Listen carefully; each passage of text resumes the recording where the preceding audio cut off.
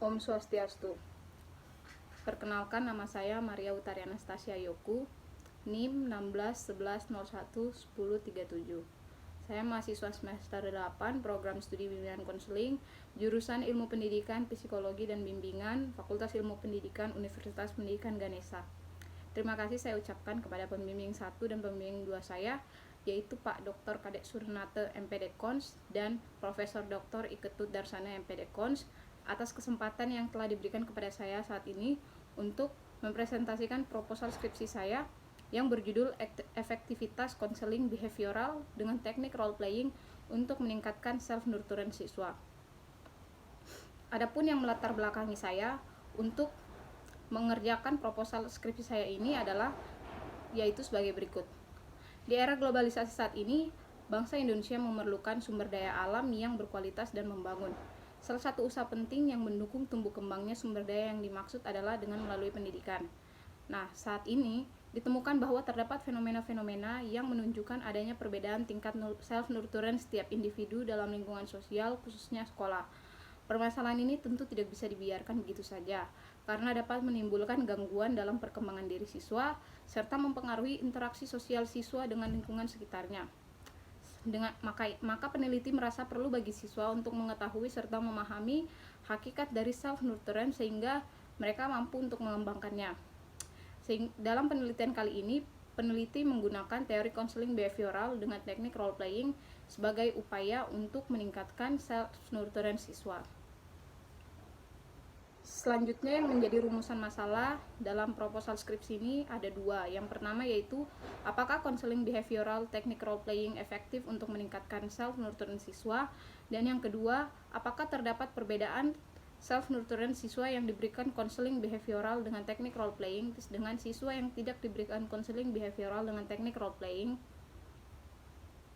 Selanjutnya yaitu tujuan. Di sini terdapat dua tujuan, yaitu yang pertama untuk mengetahui efektivitas konseling behavioral dengan teknik role playing dalam meningkatkan self-nurturan siswa, dan yang kedua yaitu untuk mengetahui apakah terdapat perbedaan antara siswa yang diberikan konseling behavioral dengan teknik role playing dengan siswa yang tidak diberikan treatment sama sekali. Selanjutnya yaitu manfaat. Di sini manfaat terdapat dua, yaitu secara teoritis dan secara praktis. Yang pertama secara teoritis, yaitu informasi yang diperoleh melalui penelitian ini diharapkan dapat bermanfaat dan menjadi acuan dalam dunia pendidikan dalam upaya meningkatkan self-nurturan peserta didik. Sedangkan secara praktis, yaitu penelitian ini diharapkan dapat bermanfaat untuk menambah wawasan bagi peneliti terkait dengan efektivitas konseling behavior untuk meningkatkan self-nurturan siswa.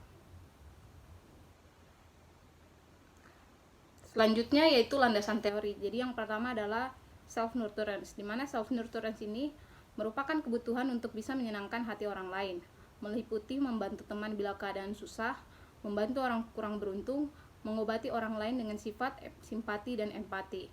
Ini dapat menurut Profesor Darsana tahun 2010. Kemudian yang kedua menurut Murray, di mana need of nurturance merupakan kebutuhan untuk memberi dukungan dan bantuan pada orang lain. Nah, dari beberapa pendapat di atas, maka peneliti menyimpulkan bahwa self-nurturance adalah suatu kebutuhan yang berkaitan dengan sifat simpati dan empati seseorang untuk membantu dan menghibur orang lain, di mana self-nurturance ini mempunyai beberapa indikator, yaitu yang pertama menyenangkan orang lain, membantu teman dalam kesusahan, dan bersifat simpati dan empati. Selanjutnya yaitu model konseling behavioral. Konseling behavioral merupakan bentuk adaptasi dari aliran psikologi behavioristik yang menekankan perhatiannya pada perilaku yang tampak. Menurut Watson dalam Rosijan 1998 halaman 230 menyatakan bahwa konseling behavioral adalah konseling yang dilakukan dengan pengkondisian sehingga terbentuk kebiasaan-kebiasaan baru yang berguna bagi hidup individu. Sedangkan menurut Winkel tahun 2004, konseling behavioristik merupakan corak konseling yang diharapkan dapat menghasilkan perubahan yang nyata dalam perilaku konseling. Selanjutnya adalah teknik role playing. Role playing merupakan suatu metode bimbingan dan konseling kelompok yang dilakukan secara sadar dan diskusi tentang peran dalam kelompok di dalam kelas. Dalam hal ini, suatu masalah diperagakan secara singkat, sehingga siswa dapat mengenali karakter tokoh seperti apa yang siswa peragakan tersebut, atau menjadi lawan mainnya yang mendapat peran seperti apa. Muhammad Dias Syafi tahun 2013 halaman 9 dalam Wuri tahun 2015 mendefinisikan teknik role playing atau bermain peran adalah suatu metode dalam layanan BK sebagai bagian dari simulasi yang diarahkan untuk mengkreasi peristiwa lampau, peristiwa aktual atau peristiwa terkini, dan peristiwa yang akan datang. Selanjutnya yaitu kajian penelitian yang relevan. Di sini peneliti mendapat beberapa kajian penelitian yang relevan dengan proposal skripsinya, yaitu yang pertama ada penelitian yang dilakukan oleh Mita Yustika Putri tahun 2019 yang berjudul keefektifan pendekatan konseling behavioristik dengan teknik role playing untuk mengurangi perilaku agresi peserta didik. Kemudian penelitian yang relevan kedua yaitu penelitian yang dilakukan oleh Iketut Darsana, Niketut Suwarni, dan Igusti Adi Mahendra yang berjudul efektivitas konseling behavioral dengan teknik modeling melalui lesson study untuk meningkatkan self nurturance. Dan yang berikutnya yaitu penelitian yang dilakukan oleh Muhammad Abdul Aziz Amir tahun 2016 yang berjudul efektivitas teknik role playing untuk meningkatkan motivasi berprestasi peserta didik underachiever. Setelah menjelaskan latar belakang dan landasan teori tersebut, maka untuk alur berpikirnya dijelaskan dengan gambar seperti berikut. Yang pertama diawali dengan gambar yaitu self nurturance siswa rendah. Selanjutnya yaitu mengakibatkan siswa tidak mampu menunjukkan perilaku empati serta simpati di lingkungan sekitarnya. Dari hal ini maka siswa akan harus bisa mengembangkan keterampilan sosial melalui bermain peran dengan teman sebaya atau dengan role playing. Nah, setelah dilaksanakannya role playing, siswa akan menjadi pribadi yang memiliki rasa peka serta simpati empati dengan lingkungan sekitarnya dan tercapailah tujuan yaitu self nurturance siswa tinggi. Dari rumusan masalah dan latar belakang, maka dirumuskan hipotesis yaitu pertama, terdapat efektivitas konseling behavioral dengan teknik role playing untuk meningkatkan self nurturance siswa, dan hipotesis yang kedua yaitu terdapat perbedaan antara siswa yang diberikan treatment konseling behavioral dengan teknik role playing dengan siswa yang tidak diberikan treatment konseling behavioral dengan teknik role playing. Baik, yang selanjutnya yaitu metode penelitian. Desain yang digunakan dalam penelitian ini adalah desain pretest, post-test, control group design dengan bentuk rancangan yang dapat dilihat di tabel berikut. Selanjutnya yaitu populasi dan sampel.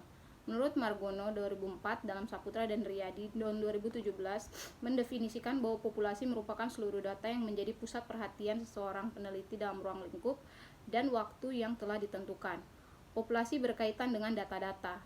Di sini yang merupakan populasi dalam penelitian peneliti adalah siswa kelas 10 di SMA Negeri 4 Singaraja yang terdiri dari 11 kelas dengan total jumlah siswa yaitu sebanyak 383 siswa.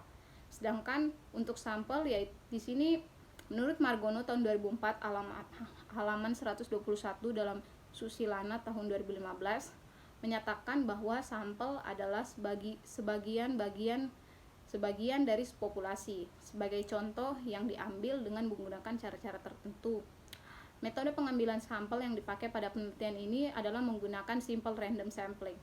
Simple random sampling adalah penarikan sampel secara sederhana dengan cara random.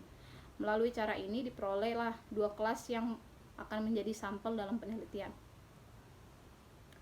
Prosedur penelitian di sini terdiri atas 3 yaitu persiapan, pelaksanaan, dan akhir penelitian.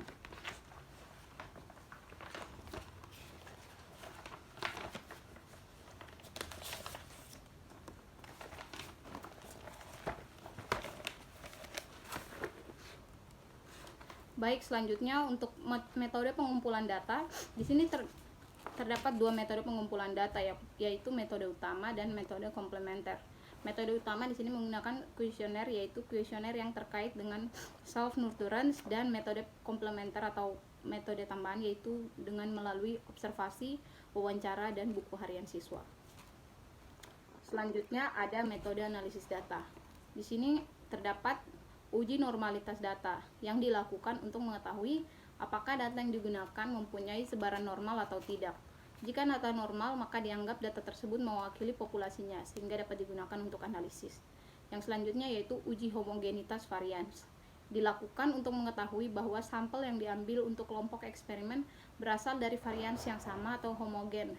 Dan yang terakhir uji hipotesis, di mana pada tahap ini peneliti melakukan analisis untuk mengetahui efektivitas konseling behavioral dengan teknik role playing untuk meningkatkan self-nurturan siswa.